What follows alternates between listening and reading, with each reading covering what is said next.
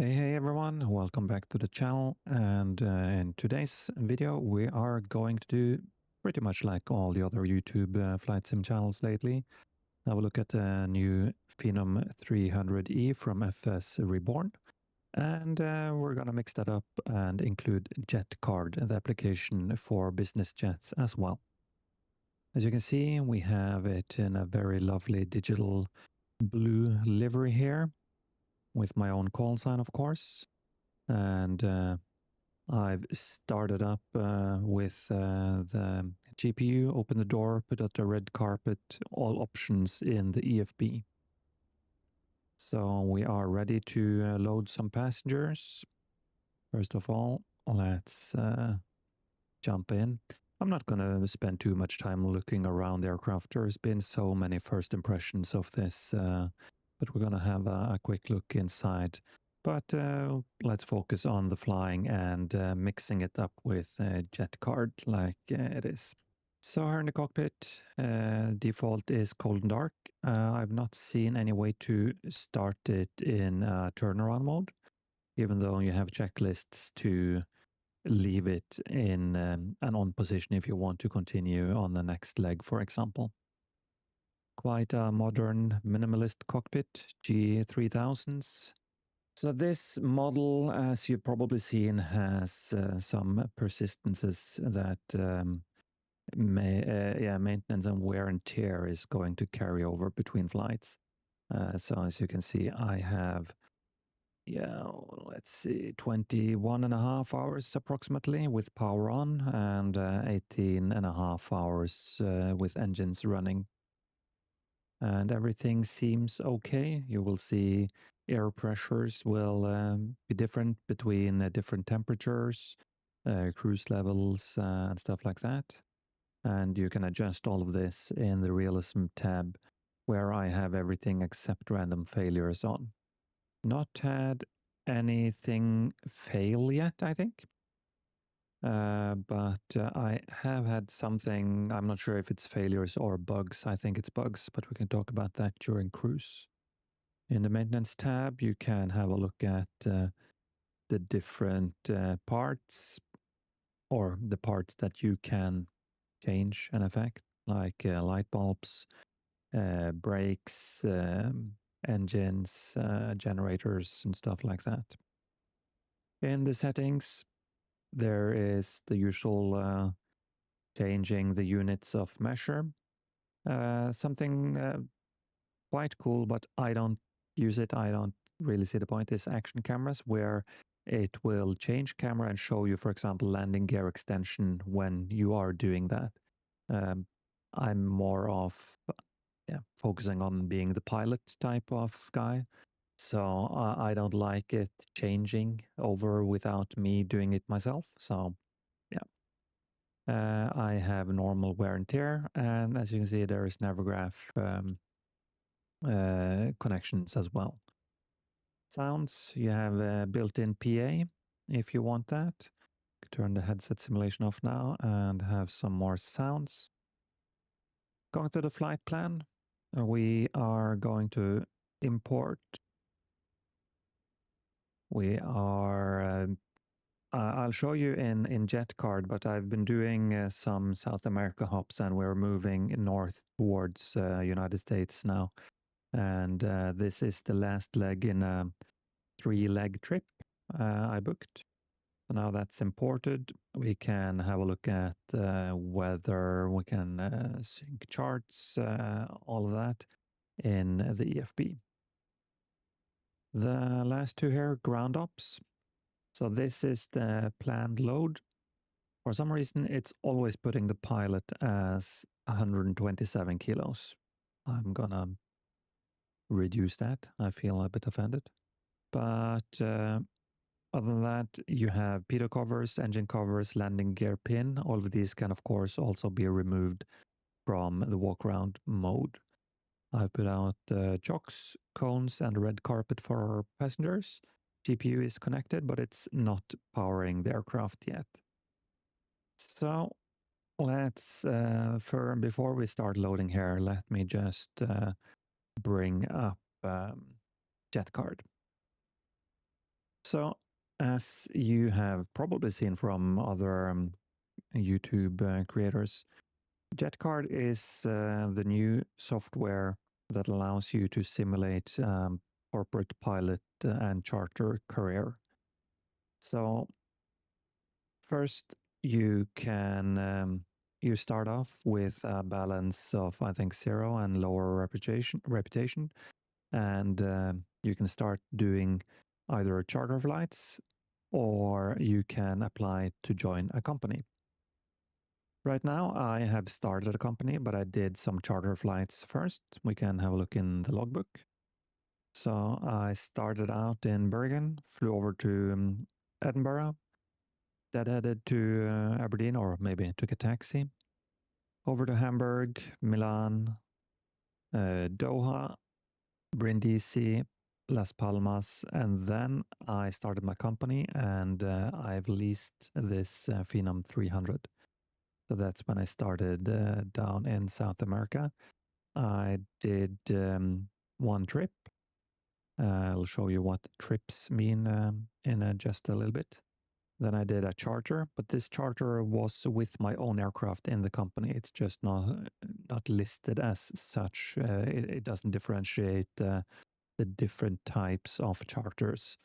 It's just as an owner, you will make more money if you charter with your own aircraft than doing it without your own company or being an employee. And I think normal charters pay you 10% of what the trip is worth. And as owner, you of course get all the profits minus maintenance. And as an employee, you will get the percentage that you signed on with the company as. It's mostly I've seen in the job market is 20-25%, some higher, some lower. Then I started making my way up north, generating trips that went in that direction. So I've done a few trips, started to get familiar with application. So in the charters zone, you can see a lot of charter trips. It's either a contract or market trip. And that's a contract is something you can do without having your own aircraft. A market, you will have to provide your own aircraft. So being an employee, chief pilot, or owner of a company with an available aircraft in the category that you want to fly. You can sort this in many ways. We can go to my location and see where we are now. So TTPP, Port of Spain. There are six available charters, and some. Now one of them is my trip already, and then there's a few market and 2 contracts, and they show you where you're going from to. Just charter type. It's just a little bit of story fluff, and this application is very good at doing that. It's generating stories for why you're doing your flights. Categories doesn't really affect you at all. What does affect you is a minimum class. And this just tells you that you have to have this type of aircraft or larger to be able to pick up the trip. And if I, for example, now check this and we can have a look at what aircraft. So right now it's just listing my aircraft. Let's see. Yeah. This will list all aircrafts available if you are not already on a trip. So it's limiting me because I'm on an active trip and I'm on leg 3 out of 3. So, but this will give you a much larger list, so you can choose the aircraft you have available. You don't have to go my location. You can go near me. You can go many different filters, and you can also sort for contracts if you don't have an aircraft available. Events, trips, all the different categories, regions, distances, values. So just about what you want to do. In the map view, you can also just select an airport if there's something special you want to depart from. And by doing that, you will also see all the lines where the trips are going to. So very flexible system, and it's very fun. It's flexible in many ways, as at least during the charter operations. You can deadhead for free wherever you want to go and just pick up a flight. And in the beginning, maybe just sort for value, for example. And let's see. So you can go ultra long range. It's going to be a very long trip, of course. And you can just select what fits you. When you get to the part where you have a company or you're employed and you're locked to an aircraft type or a fleet, then you are more limited, and the application will force you into trips, sort of like what you would do as a corporate pilot. You are told where to go. So in that sense, it's more realistic, and it limits the options you have. And I think that can be very good sometimes. And it also forces you to fly to places where you will most likely never go. Smaller airfields when you have smaller aircraft and stuff like that. It's very Europe and US dominated at the moment, a little bit of Asia and Australia as well.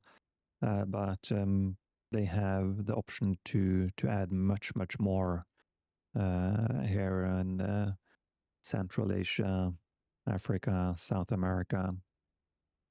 So yeah, but it's a new application. I really recommend to check it out. It's a one-time purchase. So let's hope they don't go subscription, even though for some reason I've spent a little bit of time checking their Discord, and they've pointed out there are no subscription, and in that sense you shouldn't expect things that will need a lot of updating and time required for development. But I'm actually, I was starting to think that maybe a very small subscription fee for some limited extra options that I won't go into now. I would actually pay for that in this application, but it's nice to not have to pay a subscription for everything also. So in the trips tab, you can see the trip I am on now. It started out in SBPS and straight north SB, JE, TT, PP, and up to MDPC is the last leg I'm on now. You get a story, you get a value for the total trip, and value for each leg and what you earned as well. If we go to the dispatch page, we can look at the leg of the trip I am on now. And we can see all the usual stuff, just information about the flight. And we get briefings. All the personnel that's involved in the flight is mentioned here. OFP, since this is synced to SimBrief as well, it picks up your flight or aircraft profiles, and you generate and import it automatically when you dispatch. So very smooth and seamless operation. Weather briefing with a weather chart, the airports you are going to, and it will tell you what FBO as well. It's not always, as you can see, here it's just showing in the middle of the airfield. So I just had to guess where I was going. But on larger airports, it will show you where you're going. So here it says Universal Aviation Punta Cana. So it's showing you where to go as well. So that's cool. Some frequencies, ground ops. This will show you the services that is common to use when you're operating as a commercial or as a charter pilot or a private pilot. But you don't order it here. You have to do that through your JPhone. And that's the symbol in the lower right corner that we'll have a look at soon. If you want to fly online on VATSIM, you can pre-file here. We are going to use BeyondATC today. Flight Tracker is just a flight tracking map. ACARS is still under development, and financials is just the numbers. If we have a look at the live map view, you can see all the pilots online in JetCard at the moment. Leaderboard is pilots and operators who is doing the most flights, earning the most money, having the highest reputation, and stuff like that. So I'm still new, and some people here, well, 445 hours already. That's impressive to say the least. I have a slight feeling that's mostly long haul and just leaving the computer, but that's fair. For me, I don't really care about the leaderboard here. I want to keep my little company afloat and just have fun with the simulator with some goals. Airports, you can search up all the airports and get a little bit of information about them, full details. So this is basically what you get in your dispatch briefing as well.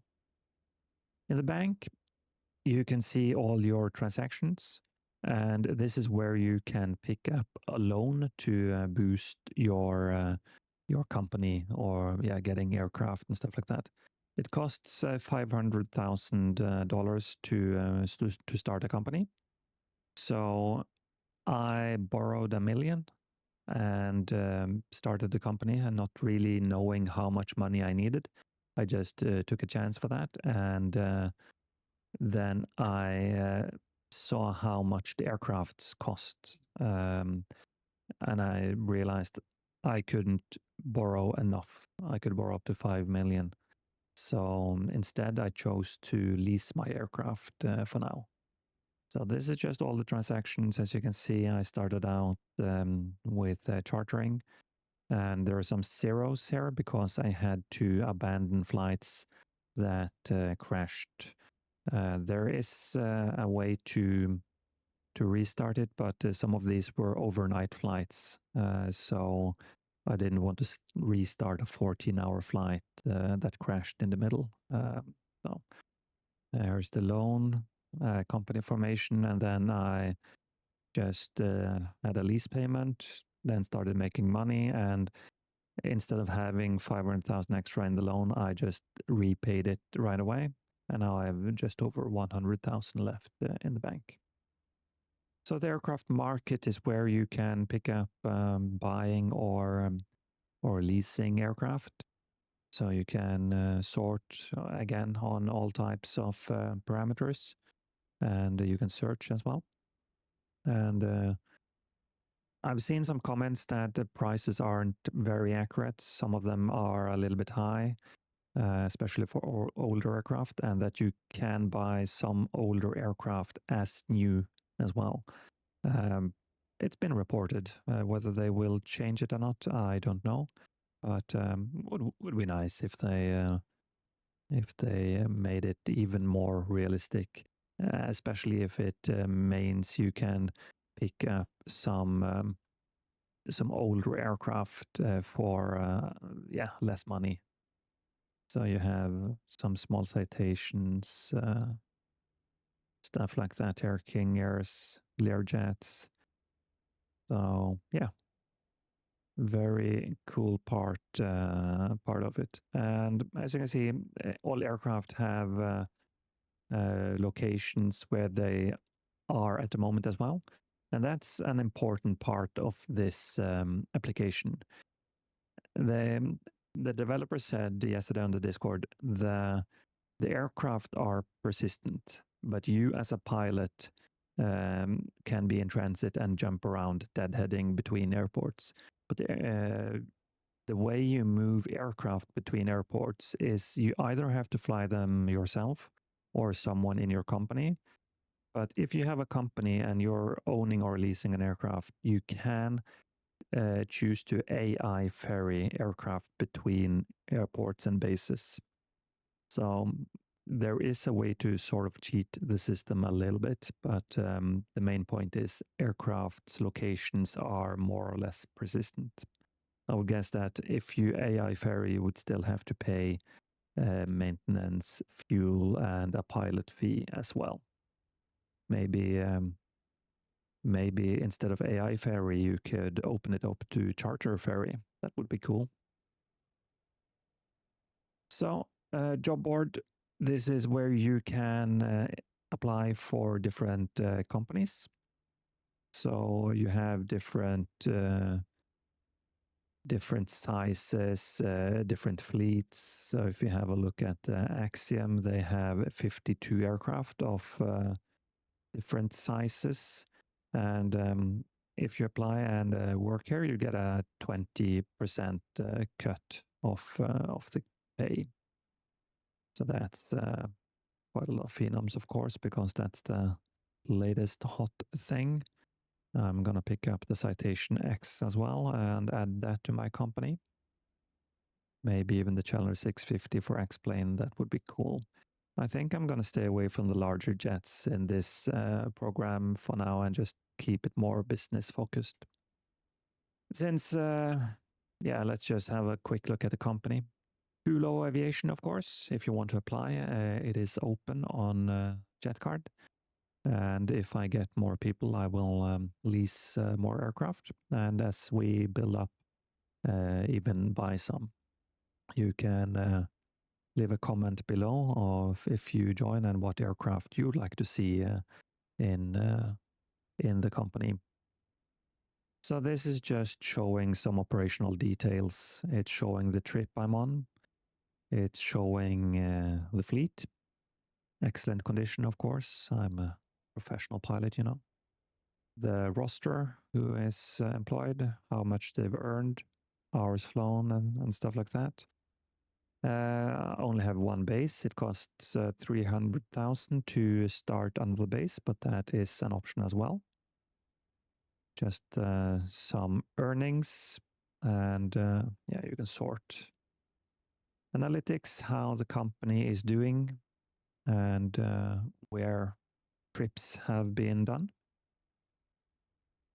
In the financials, there's a larger view of the loan and the earnings as well. No messages, but there's, I think this is from the J phone as well. And then in the admin, you can have a look at different settings and check applications. Let's go to dispatch and have a look. And the J phone, to be honest, I've not used all of this, but it looks like they're just different ways to select what you can already select in your menus. But we are gonna get this flight going now. You can see we're connected to MSFS. It's in pre-flight mode. We're boarding, and we have our call sign as well. TLA, as I've chosen here, I might change that. That's a company call sign. Is a defunct Mexican company called, well, they have a call sign called Aeroclaw. So my BeyondATC is gonna use Aeroclaw as the call sign. I've entered in a company that is it should be too low, but I don't think BeyondATC has any way to change that. So as far as I know, it's not an active company, but I might change it to TLO, too low. I don't think that's ever been used in a company as far as I've been able to figure out. Let's load up the FBO. We have the departing and arriving FBO here. And these options don't do anything in the sim. But I'm going to press fuel, ground power, and catering for now. And then our FBO representative will come back here and reply and say that those things have been ordered to the aircraft. There we are, signature. GPU connected. Well, it already was, but that's fine. Catering loaded. And fuel is ordered. So let's get back in the aircraft instead. And we can press the load, either instant or real time. We're going to do real time, and I don't use GSX now. So what you're going to see happening around the aircraft is from the FSReborn aircraft simulation itself. It's not going to show passengers, but it's going to show the fuel truck and a passenger vehicle coming to unload them. So let's get into the aircraft part of things. I'm going to do a little quick start here. First, I'm going to put everything into auto. Leads, electricals, open hydraulic valves, fuel in auto, and probes auto, pressurization is in auto, and ECS to both, fans to medium, increase the temperature around here should be good, and put the heating temp into auto mode as well. In the roof, we need to arm the ELT, and I'm going to give PAX control of the cabin. Nav lights on, and finally the refreshment controls, IFE refreshment, so put power to those. Then we can start the batteries and select GPU on. And as soon as you start that, you can hear the fans starting up. And if we have a look at the cabin comfort, you will also see the air condition start because it's 30 degrees. And I've put it, I think in this range should be just over 20 degrees, but we have to keep an eye on that and adjust it as needed. We're going to look at cabin comfort once we get the passengers on board. It says very messy cabin. Let's clean it so it's pristine before the passengers come. That's very important because the passengers will have a mood and give you a feedback and reputation. If that gets connected to JetCard, I would be really impressed, but it's not. So I'm going to keep it at ground ops now, and the fuel truck is arriving in a minute. So if we jump out, we are going to see it. Yeah, there it is. No, it's just crossed the runway for some reason. I think we're on the general aviation parking, and the commercial side is over on the other side. So and that's another thing with using BeyondATC. It doesn't give you business parking just because you're flying a business jet. So it's a little bit weird there, along with other oddities. But I'm gonna make a new dedicated BeyondATC video pretty soon. So the aircraft is booting up. Let's start. Yeah, battery discharge. I don't actually think it is. It didn't give me this warning until today, and I think maybe the aircraft was updated today because suddenly a lot of things was reset. So we're gonna do the pre-flight initialization of the G3000. Press the voice data test, and while yeah, that's running, it's in progress. That's done. Let's do next and traffic test, and I'm gonna see if I can, yeah, I can request traffic my flight plan and import passed. It. Good, so we have a flight plan as well. Go back to initialization, do the terrain awareness test.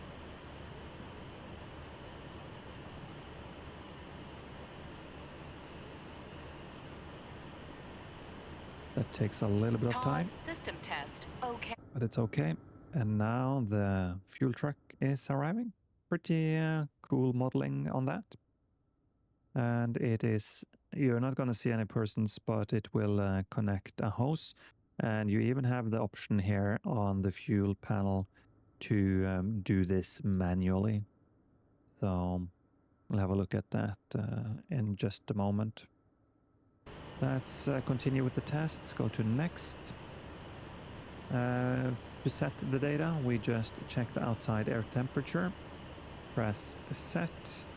Press air, and if it's different, change it. But now we can press enter and send the data. So that's sending the thrust settings to the engine, to the FADEC.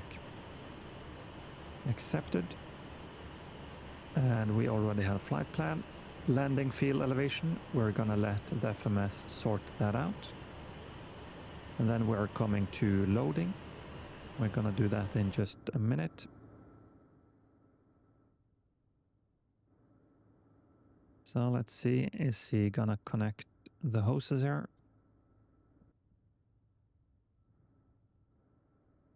And I can see the hose is connected, and this panel is something you can access yourself, sort of like on the Phoenix, that you can go in here and control refueling manually. That's cool. And you even get warning door refuel open on the CAS messages. Very good. And we will soon get some passengers. And if we have a look at our flight plan, we are loading 1,543 kilos of fuel, so that's not going to take long at all. Very small aircraft, so refueling is very fast in this. Very, very nice. And we are bringing on 3 passengers with a standard weight of, I think, 79 kilos in this aircraft, 75 kilos of cargo. So we can enter about 80 for the pilot. And packs 1 and 2, I'm gonna do approximate weights here. It doesn't really matter if it's a couple of kilos off. And number 3 is 80 kilos total. We have forward, crew bags, aft bags, and catering. So bags was 75, and let's say catering is about 10 kilos in drinks, coffee, and stuff like that.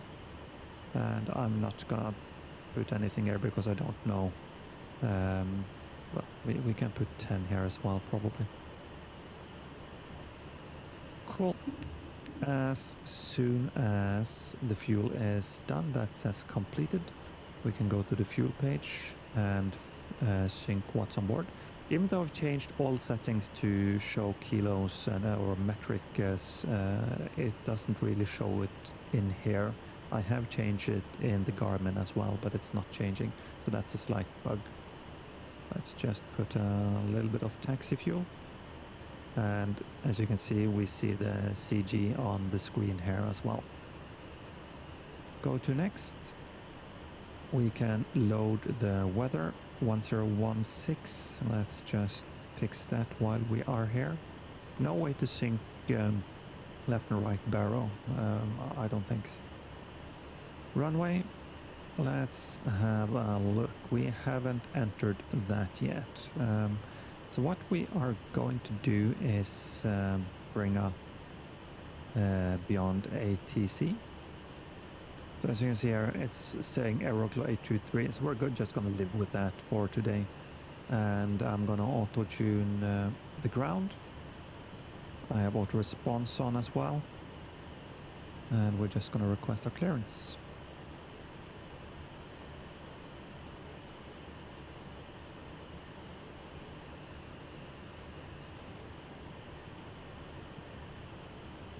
Flight level 060 on runway centerline, then expect radar vectors Puma.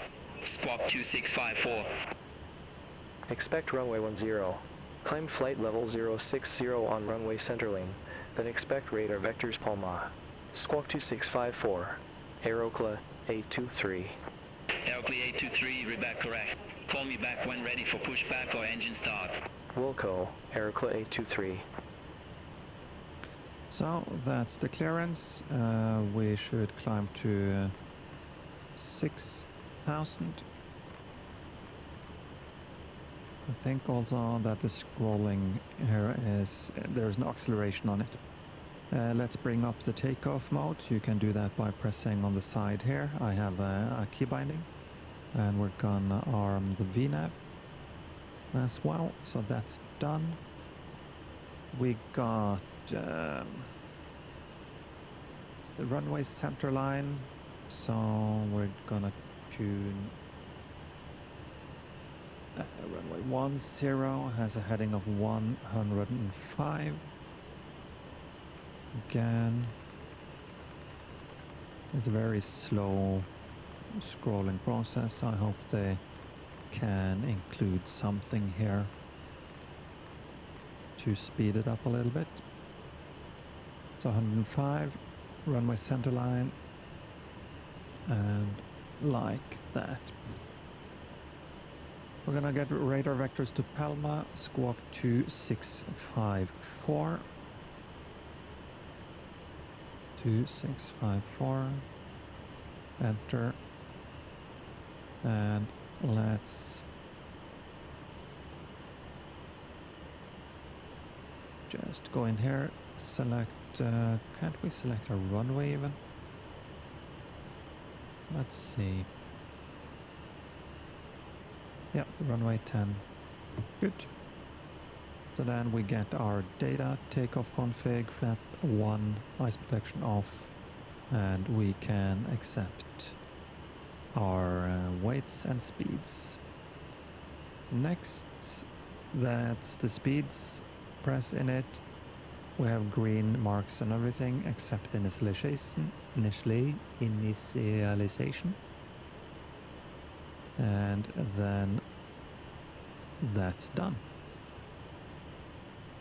And since everyone is on board, we can close the door, we can close the cargo, remove chocks, cones, and the red carpet. And I'm not a Phenom pilot, so I don't know what the normal start procedures are. Since the GPU is located on the left side, I'm going to start a right engine with the GPU connected and disconnected, and start engine number 1. DHL over here. Okay. This is BeyondATC injecting traffic, and that's one of the good things with BeyondATC. So everything is done there. There are checklists in here, but they are very, very comprehensive, to say the least. That's nice if you're not sure what you're doing, and yeah, you can get some tips and hints. I'm gonna simplify a little bit. There isn't really all that much to do in here. It just looks like it, except tests. You can run tests if you want to. I'm not gonna do that today, just to speed things up. So we are gonna request that Aeroplane 823, ramp 19er, request startup. Aeroplane 823, startup approved. Call when ready for taxi. Wilco, engine start approved. Aeroplane 823. Engine start approved. So we're gonna fire up number 2. FedEx start. You just flip it over. It flips back by itself. One thing to be aware of is that this is a sensitive aircraft for ITT.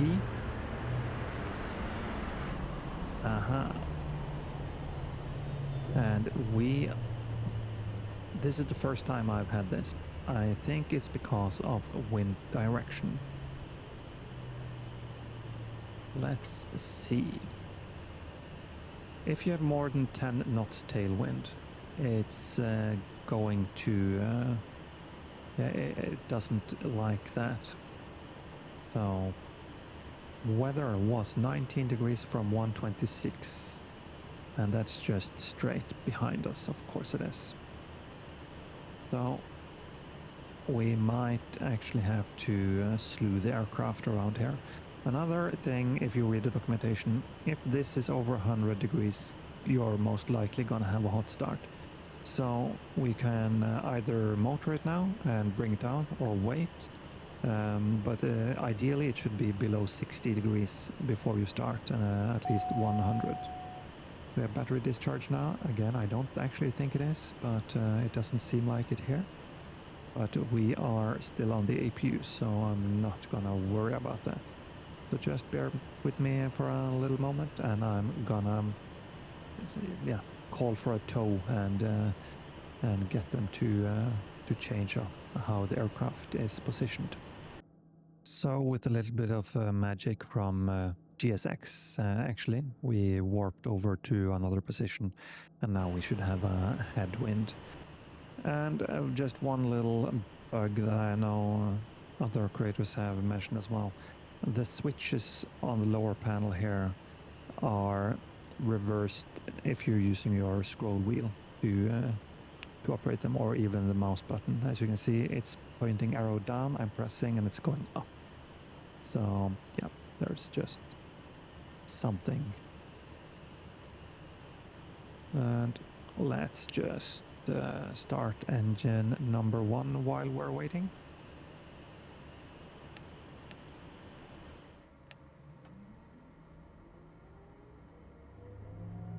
We're just gonna have a very noisy time removing the GPU.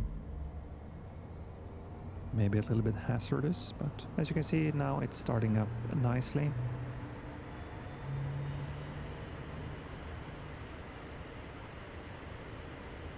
The engine exceedance. I'm not... you can rotate the pad here. Let's see if... you can't perform task, that's fine. We're just gonna see if it will start now, when it's getting a bit lower in temperature. We can remove APU, or GPU rather. And while we wait, we can welcome aboard. Ladies and gentlemen, welcome aboard this Phenom 300. Sit back, relax, and enjoy the flight.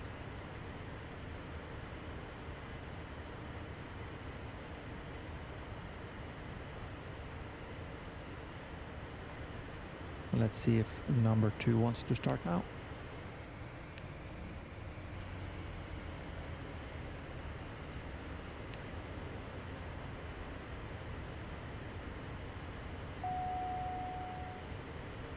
Doesn't like being on one engine.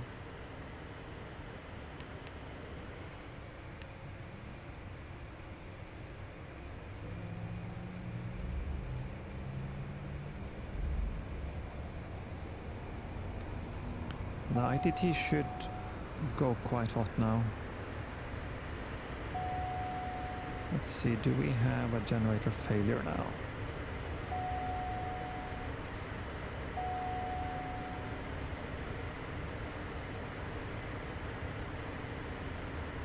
This might be expensive for us.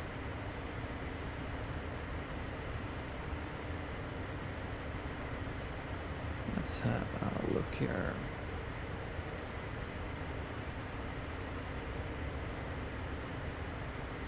I can't see anything.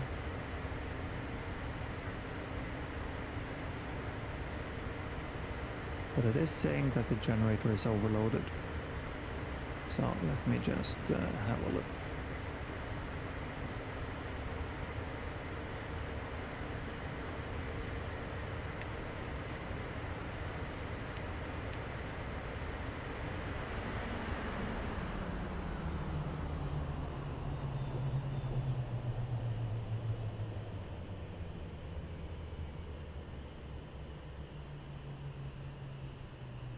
So we have a damaged generator. Yeah. Can we maintain it? Yeah, we can. That's nice. Okay. Okay. Lesson learned. Let's... now we have to wait a bit again.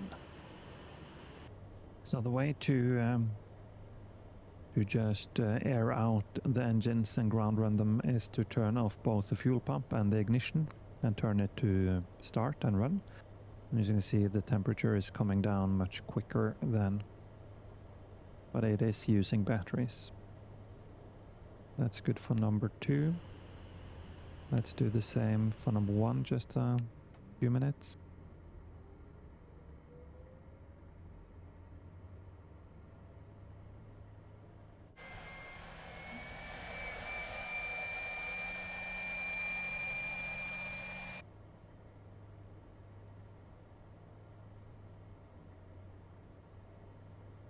All aircraft be advised, information, hotel now current QNH 1015.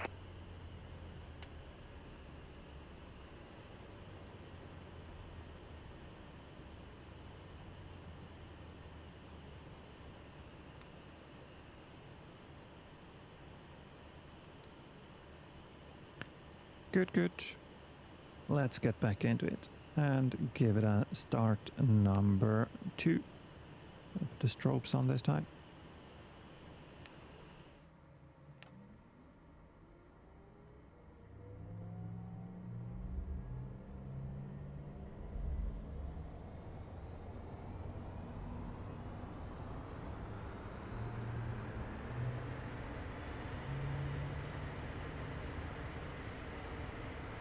Good start, not exceedingly high ITT either. Let's just let that come down a bit. Looks fine. Not sure if we can get rid of the engine exceedance. Doesn't really matter. And let's disconnect the GPU.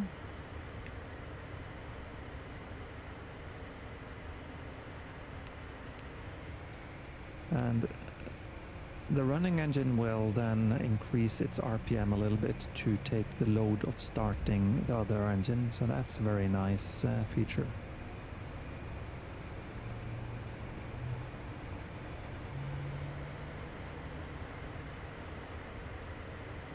Two good starts.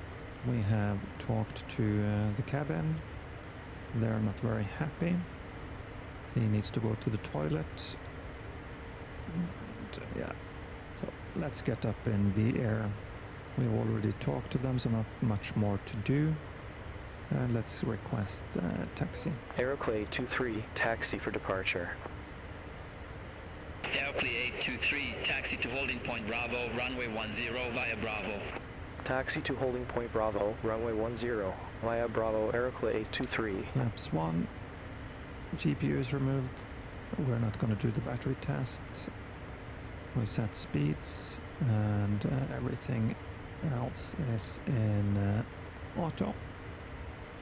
No need for ice protection here. We're going to change the trim just a little bit.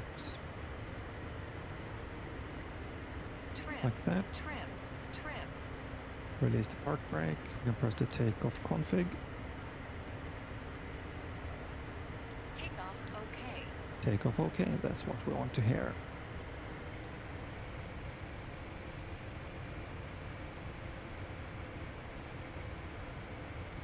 Left turn out in between this aircraft and then follow the taxi instructions.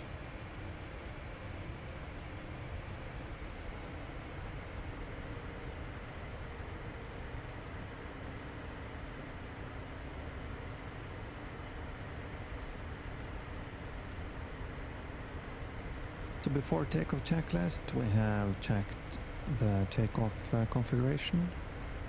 Class message, bleed 1 is gonna come on when we go. Everything is on there.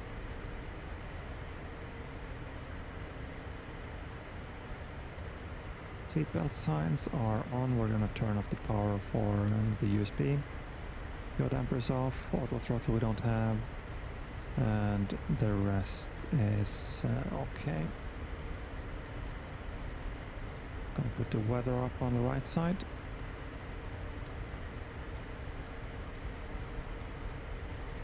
Taxi lights. Let's not forget taxi lights.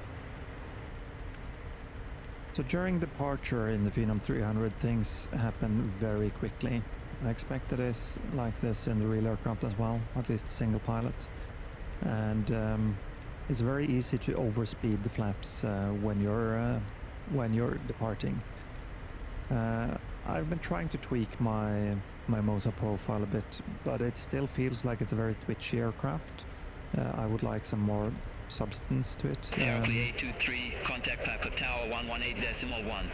Over to Tower 118.1, Aeroclay 823. Tower, okay. And we'll just request departure. Aeroclay 823, ready for departure, runway 10. Aeroclay 823, Packet Tower, wind 120 degrees, 20 knots, fly heading 100, runway 10, cleared for takeoff. Fly heading 100, runway 10, cleared for takeoff, Aeroclay 823. Clear takeoff, cleared left, and cleared right. So I'm gonna retract the gear and flaps pretty quickly after a rotation and pitch up more than the takeoff bar shows us as well. 10, big white numbers on the runway, so that should be correct. I'm gonna have a quick look down here while setting the throttles to toga. It also shows you on the display here. 80 knots. B1 rotate. Positive rate, gear up. And flaps 0. And now I'm gonna have to pitch up quite a lot more just to avoid overspeeding. There we are, and we can pitch back down again. And we can set climb power. I'm also gonna select a flight level change, 200 knots. That's controlled by the FMS. You get an insane climb rate. Contact packet departure 119.55. Contact Piercot departure 119.55 Aerocla A23. Piercot departure Aerocla A23, 3,400 feet. Aerocla 823 packet departure identified. Climb to flight level 190. Climb to flight level 190 Aerocla 823. Aerocla 823 turn left heading 340. Turn left heading 340 Aerocla 823. Left 340, that's quite a far away, so we can just start turning and the flight director will catch up. I'll do the standard as well in just a second. 340. Standard. Gear and flaps is up, important to check. Let's just keep it going here.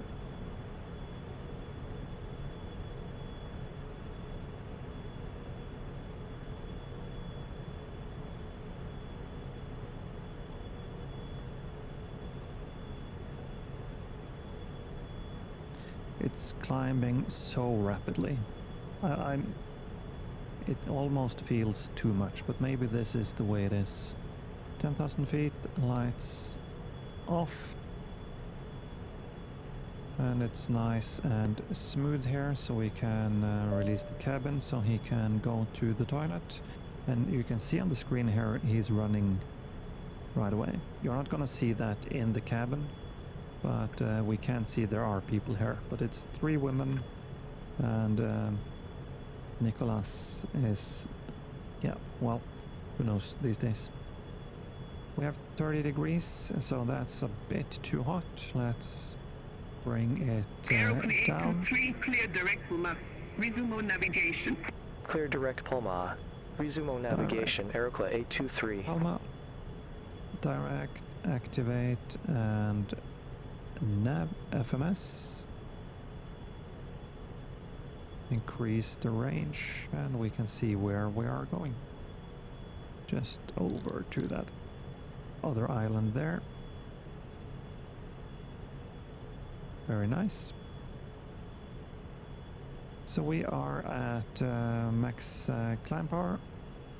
Bring it back just a little bit.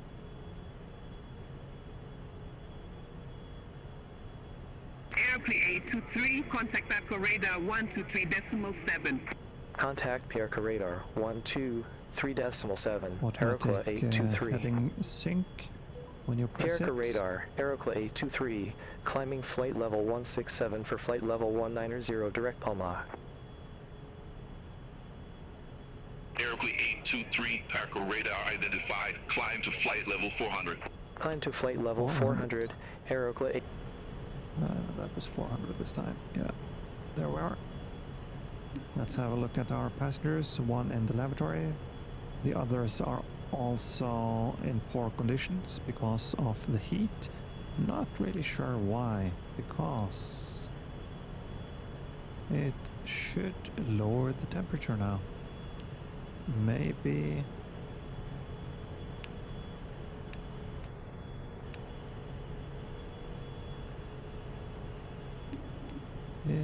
why isn't the AC running? Do we have a problem with that? Or is this a bug? Not seen this one before, and we don't have a CAS message. I don't think it should be broken, but let's see. And we can't check there either. So sorry passengers, but you're gonna have to live with this unless it decides to start working. And here it's reversed again.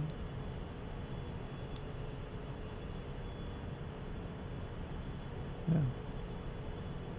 I don't know. Everything is in auto. Let's put the windshield heats on now that it's -degrees. And let's check the checklist. Gears up, flaps, thrust is set, speed checked, yaw dampers on, fasten seatbelt is off, and windshield as required. Good. Next is descent.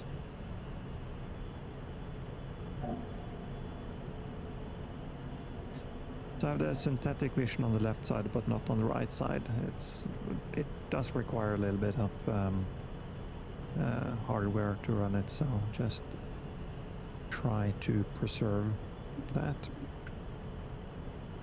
And now Nicholas should be feeling a little bit better. Temperature is coming down, but they do prefer about 22 degrees, I've noticed.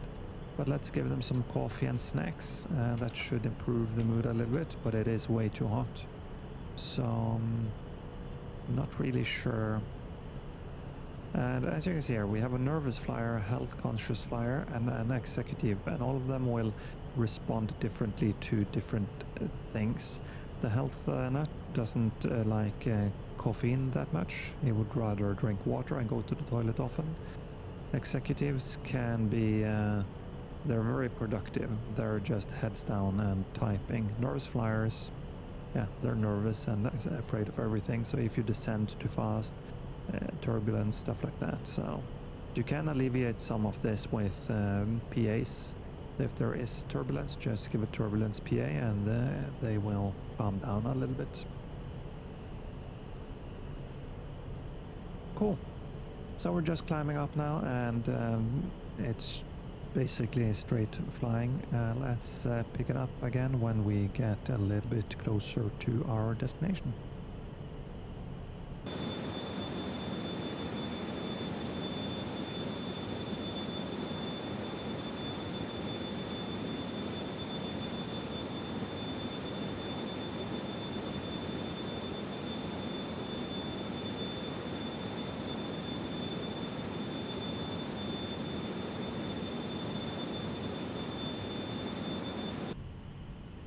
As we're climbing out, we can have another quick look at what's happening in JetCard. As with just about every other career simulation program, you are it's showing you the phase you're in. So we're in the climb phase now, elapsed time, and how far we have to go. You can restart the flight, and you can divert if anything happens, or complete and abandon it as well. On the flight tracker, we are getting a live view of where we are, with estimated top of climb and stuff like that. So it's a pretty neat little piece of software. This it's really brought some life into the sim.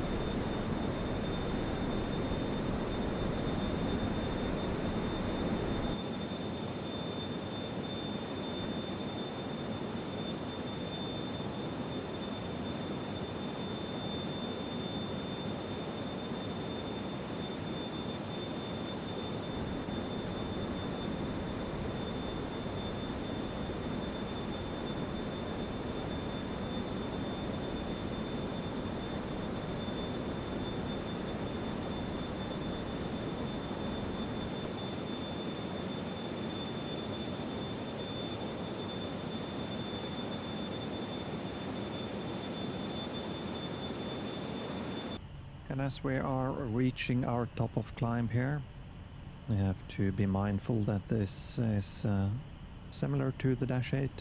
It does not have an auto throttle, so we have to reduce to max cruise on our own, or lower if you want to cruise in any economy setting.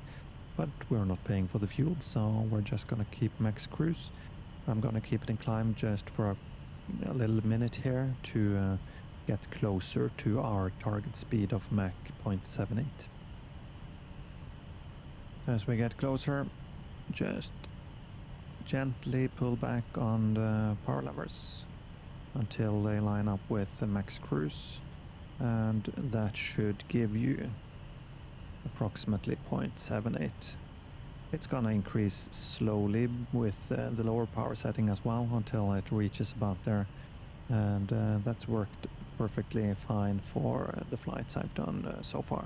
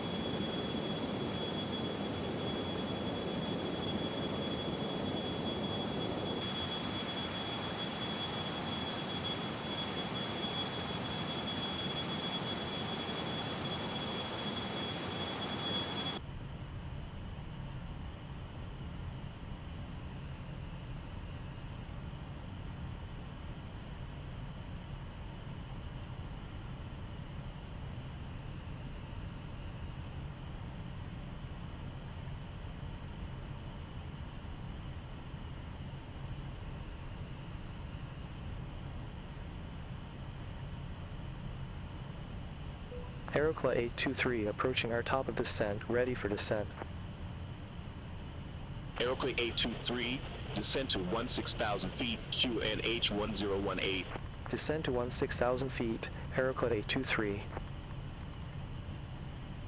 So as we start our descent, remember to watch your throttles, power levers. No auto throttle here.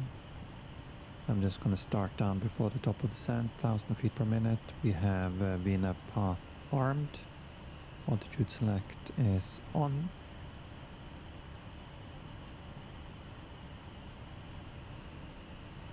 And we're just going to follow the star coming in. We got a QNH 1018. Let's switch over right now.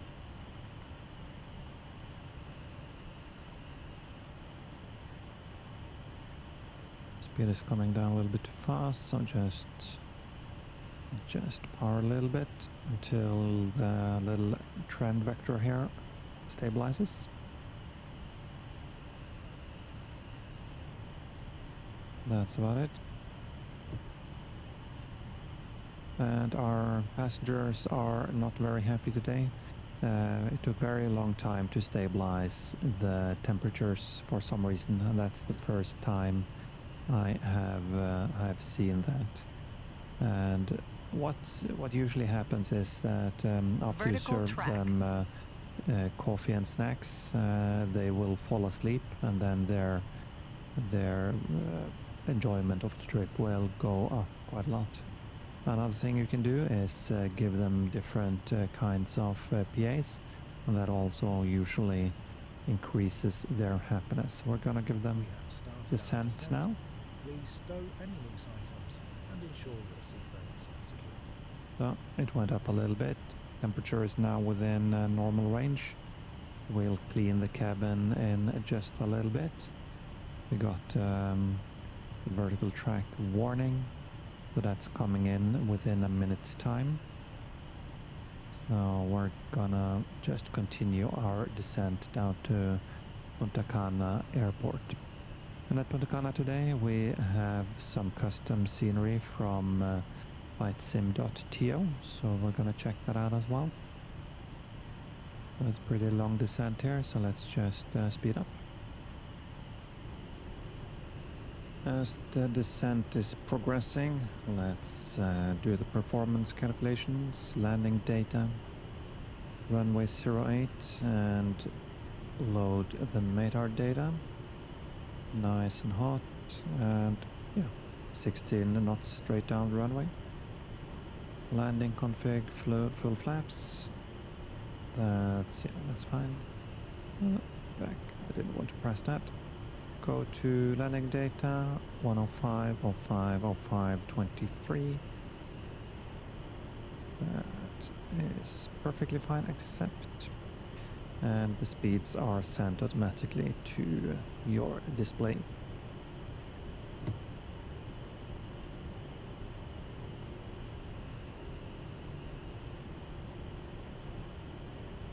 Keep the range rolling in, and our passengers are not very happy today. You can clean the cabin in preparation for landing.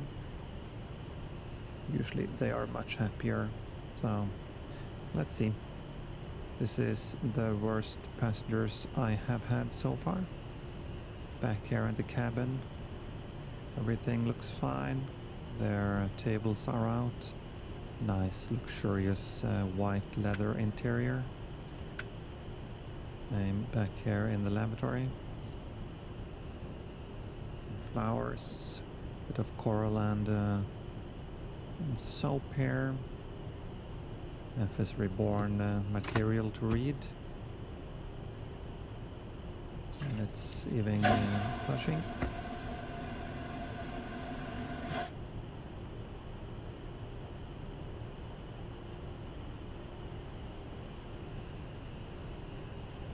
Here we have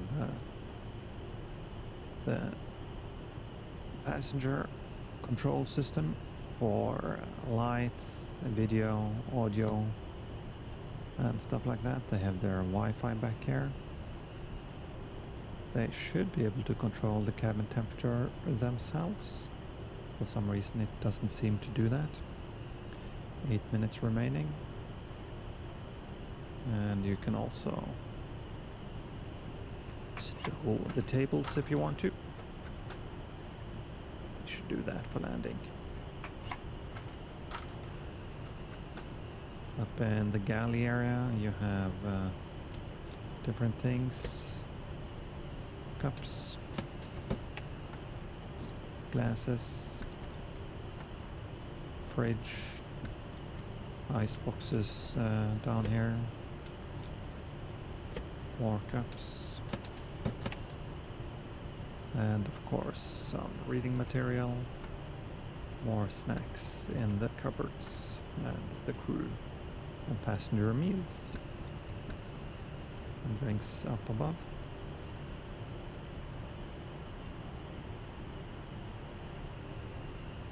Keep pushing the speed. This arrival is going to take us just past the airport on a left downwind before coming back in to land on 08. Let's see, their mood is improving. One is sleeping. And one thing you can do in JetCard on the way down is you can call ahead to the FBO at your arrival destination and call in for different ground services. We'll just arrange a passenger car so that's ready. Again, what you do in JetCard doesn't matter in the sim, but it's just for something to do to simulate that you're a real corporate pilot. Aeroplane A23, descend to 10,000 feet, QNH 1018. Descend to 10,000 feet, QNH 1018, Aeroplane A23. Looks like BeyondATC is actually giving us pretty good directions for our arrival today. But, it's usually the other way around. I think over the last 20 flights, 9 out of 10, it's giving me very weird vectors, strange approaches, no or very, very late descents, calling me to intercept ILS at 20,000 feet and stuff like that. So Good speed 288. yeah, Contacts at 1 gonna Oceanic make Control another video about 128.65. Center on 128.65. Good speed It's 288. been Have a good pretty one. good for departures, but for arrivals, it's not been very good.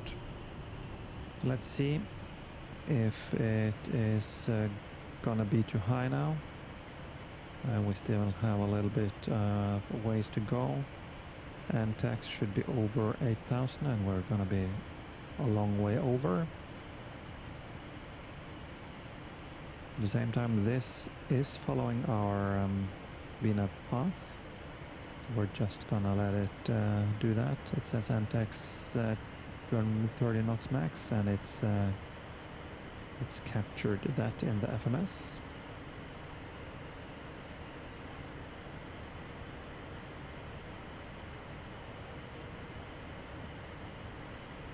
"10 minutes to landing, so we can fasten the seatbelts." And you'll be able to see that here, that they are indeed fastening them. Temperature goes up a bit when we come down in altitude, so we are gonna adjust that.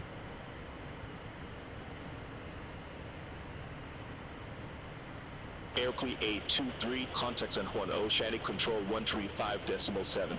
Contacts and 1 Oceanic Control 135.7, Aerocla 823.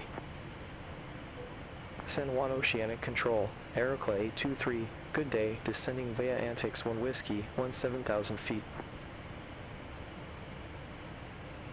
Aircrew 823, send 1 Oceanic Control, identify. Aircrew 823, contact Santo Domingo Center 126.9. Center on 126.9, Aerocla 823, bye-bye. Good day, Santo Domingo Center, Aerocla 823, descending via Antics 1 Whiskey, 16,300 feet.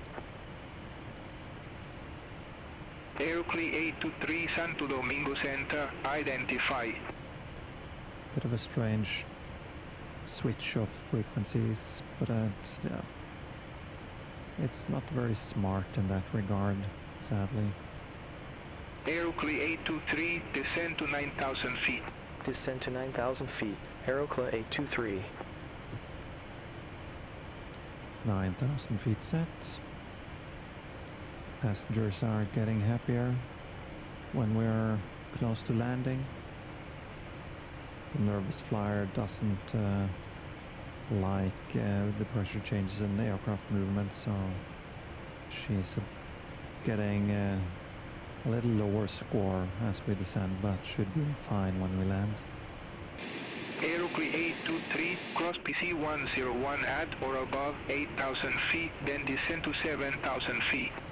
Cross P, C101 at or above 8,000 feet, then descend to 7,000 feet, Aerocla 823.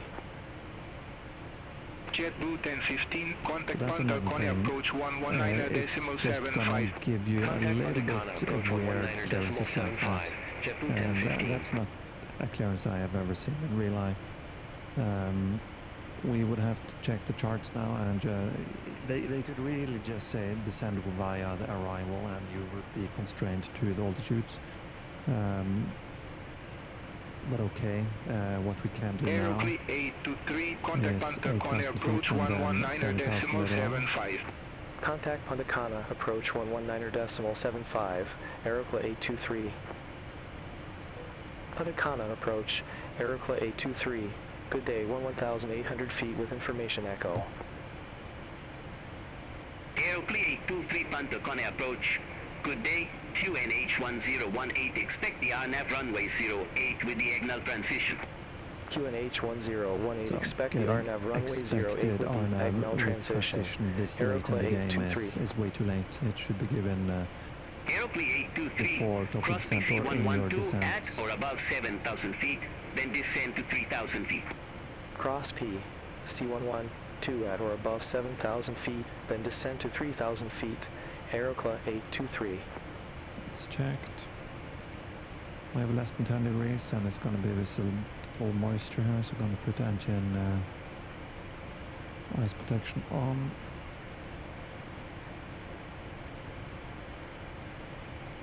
$210 now. And it's protecting us with plenty of altitude, so we're gonna go to 3000 on lightning even. Let's give a turbulence heads up. Passengers, please ensure Usually your makes them happy. fasten. We are passing through some Below 10,000, get lights on.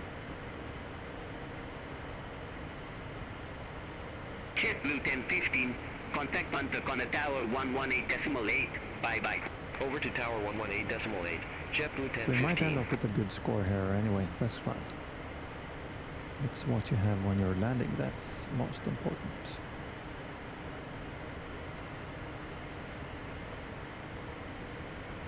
One important thing to remember flying the Phenom is it can be a little bit hard to lose speed. You do have some speed brakes, but they're just on and off. Down here by the power levers, you can hit the switch and it shows you speed brakes and you're losing speed extremely fast. So if you're struggling to slow down, that's one way to do it. Other than that, it's just managing your power and Aeroclear slowing 823, down clear direct signal, earlier. cross signal at or above 3,000 feet, cleared RNAV runway 08. Clear direct Agnel. Cross Agnel at or above 3,000 feet. Cleared RNAV runway We 08. are basically Aeroclear direct 823. anyway, and this is another thing it does quite often. Gives you direct to what you're already direct to. Some quite low clouds here, so we're just gonna follow the instructions. We're getting so low that we're also gonna turn off the power for the outlets. Temperature is coming up, so we can turn off the ice protection as soon as we're past these clouds. Speed is increasing, so just check that power. Quite a lot of lightning here. With a better weather radar, I would ask for vectors around this or just self-navigate. –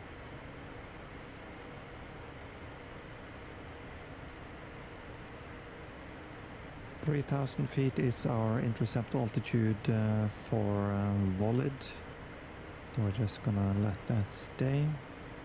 There we have the rain. Passengers are happy, that's nice. And we can call for landing. Temperature is increasing because it's getting hotter outside, so we'll keep that coming down. I think something's wrong with the air condition. It should turn on now, but it's not. So maybe I'll have to check the maintenance page after we land.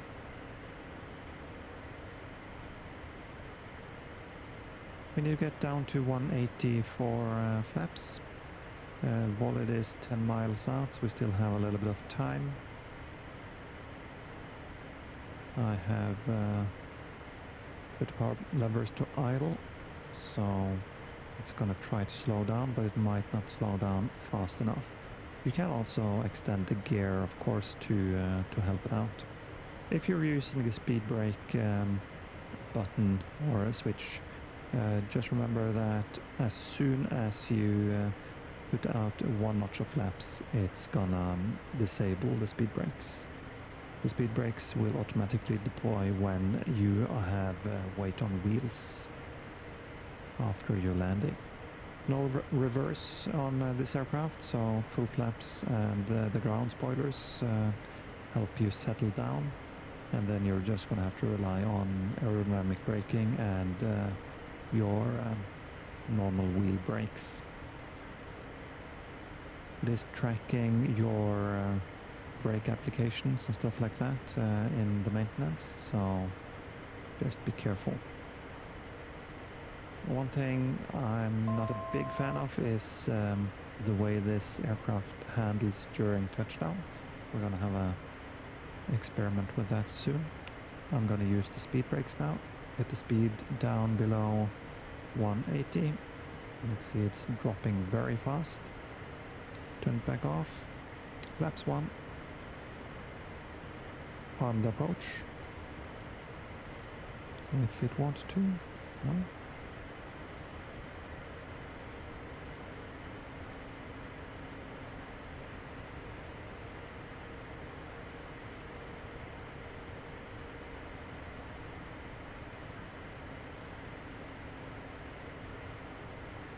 Doesn't seem to want to arm the approach for some reason. Let's keep it coming down.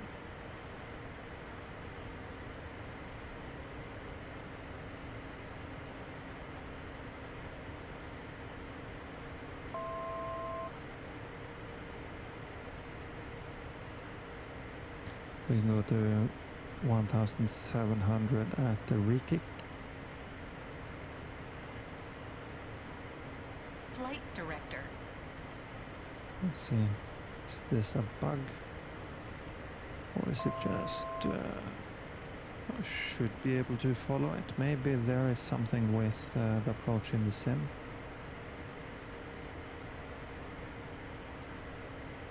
Anyway, we need to pay attention to our configuration. As you can see, it's not wanting to slow down anymore. One approach fix is a re-kick at 5 miles, and that's about 7 miles to the runway now. And to avoid anything, I'm just gonna continue down 500 feet with auto select. This is non-standard, and I'm guessing this might be a bug. Aeroplane 823, contact As soon as we Pantacona pass Tower this range shell, we 118.8. should Good be day. in Contact Tower visual 118.8, conditions anyway. Aerocla 823. Okay, High speed. check the Pantacona speed. Tower, Aerocla High 823, High RNAV speed. runway High 08. speed. Gear down. Aeroplane 823, Pantacona Tower, wind 080 degrees, So we have 16 knots, contact. runway 08 clear to land. Runway 08 cleared to land, Aerocla Altitude 823. captured. Autopilot. Autopilot off.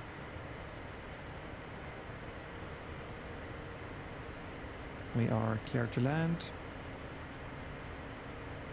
Speed below 170, flaps 2.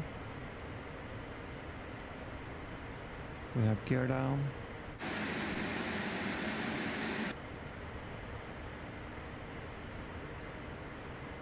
Missed approach altitude is 3000 feet. We're a bit high, but speed is now coming down. Flaps 3.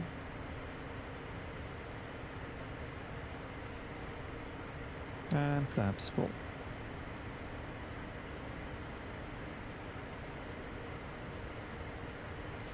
Flight directors can come off, they're not giving us anything useful. And our final approach speed is 105. We can start bringing a little bit of power back in.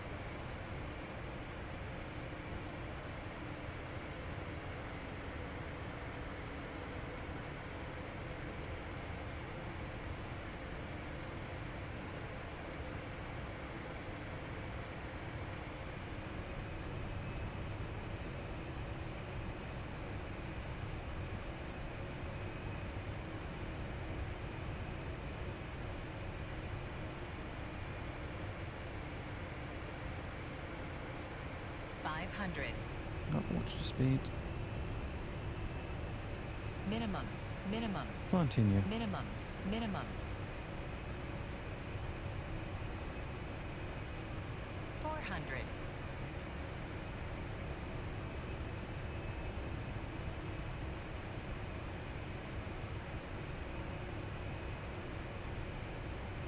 $300.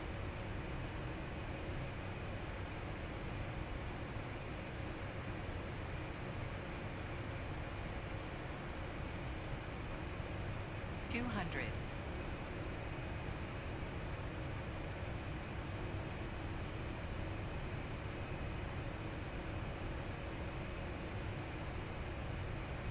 $100.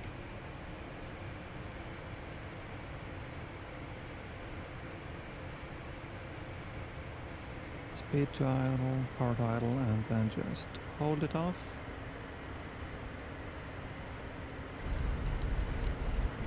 Very nice today. If you have any side loads on the gear, it becomes very unstable during landing, so it's important to just keep it very straight. I think it's a little bit too sensitive. Exit next available taxiway, Aerocla 823. So we're gonna take the next here.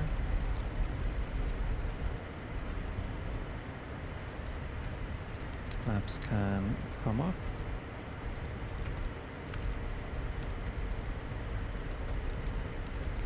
Approach the lights. And we forgot anti-ice. Can turn the window heat off as well. Aerocla 823, contact ground 121.9. Ground 121.9, Aerocla 823. Now it's not Orange 167 going to give us the right push back and gate, engine so start. we are gonna have to just improvise Orange a little bit. 167 heavy. I'm gonna Panther talk on to them, ground. but Push back we want to go approved. Face west. over Push here. back approved, face west, Orange 167 heavy.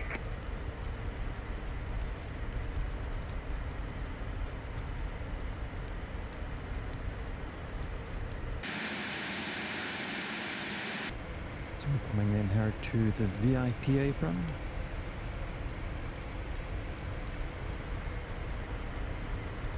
Let's just swing up around here.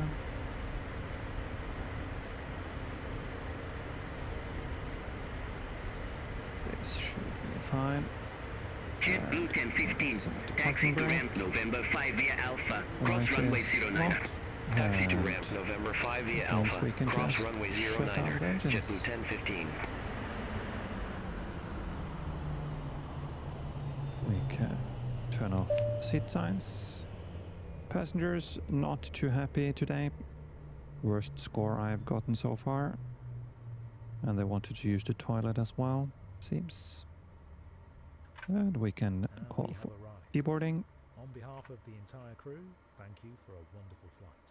We hope to see you again soon. Connect GPU. And we can open the doors. Unload real time. And if you request fuel before landing, you can get it here. And we're not going to get that now, so we're just going to get a car to pick up passengers and bags. Turn the strobes off. No beacon on this aircraft. So there we are on ground in Punta Cana. It's to recap this aircraft and even yeah, let's bring up JetCard as well. We can call for ground power and crew car as well, and then just have a chat with our agents.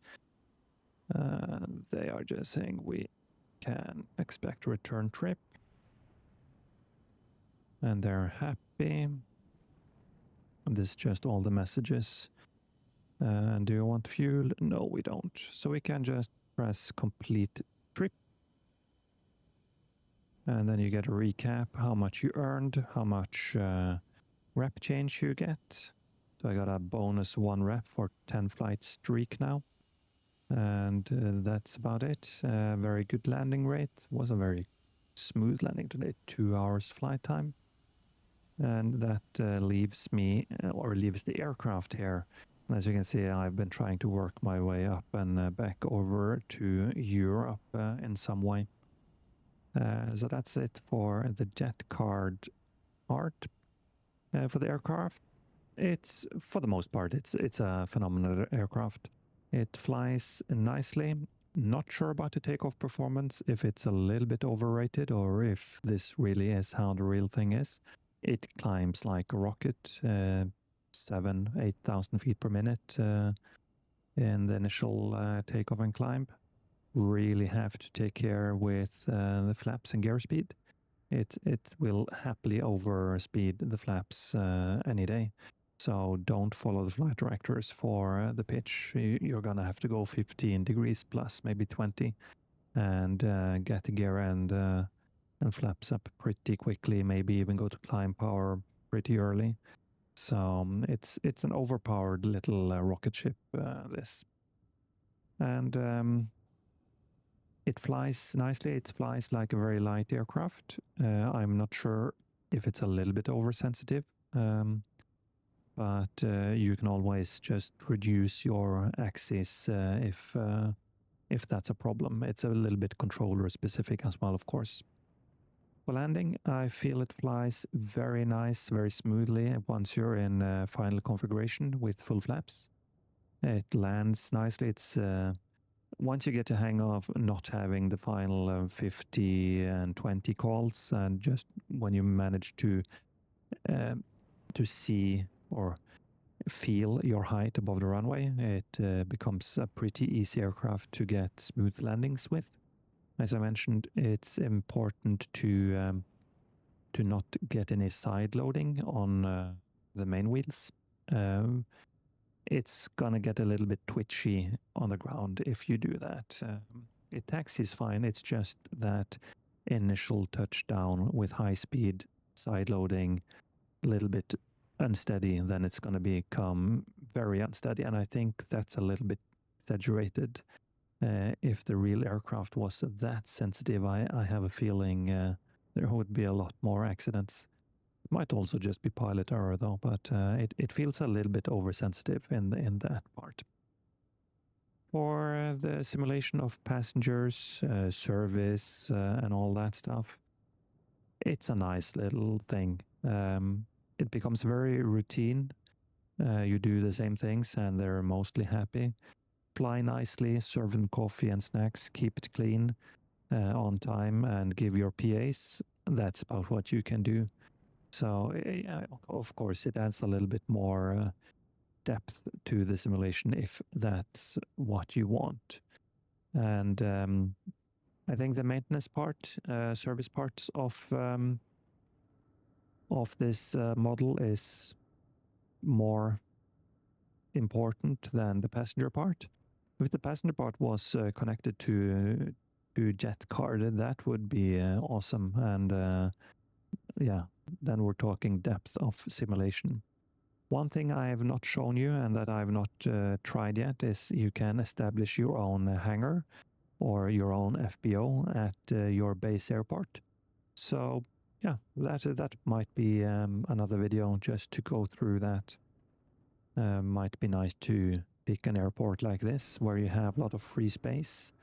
Caribbean, you can establish yourself as a Caribbean operator and bring rich and wealthy tourists, cruise tourists and stuff like that around the islands here. That could be a very sweet little gig. So all in all, happy with aircraft. It's not too expensive. Still a few little bugs to fix, like the switches going the wrong way. I've had a couple of other small things as well, like CAS message only showing on the right screen and not on the left screen for some reason. I've had synthetic display just blanking out for some reason. I've had a middle display reboot to the startup screen where you have to press the lower right button. Small stuff like that. It hasn't stopped the flight though, I must say. It's never crashed, and the small things that happened, I've been able to continue the flight, and they've mostly cleared themselves so I could continue and land. So I'm not sure what version I'm on now, but if they can fix these small things, this is going to be an awesome little aircraft. And it's very easy to set up with the G3000s, easy to control. Just remember you don't have auto throttles on it. So I think we're going to leave it there for today. You're going to see more videos with JetCard and the Phenom on the channel coming up. I fly quite a lot offline by myself just to get used to it and have fun in JetCard. That's the main part. So tell me what you think. You can look up TLA, Too Low Aviation, on JetCard if that's of interest. Leave a comment below if there's anything else you want to see. And I wish you a pleasant day wherever you are in the world. Have a nice day and see you next time. Bye bye.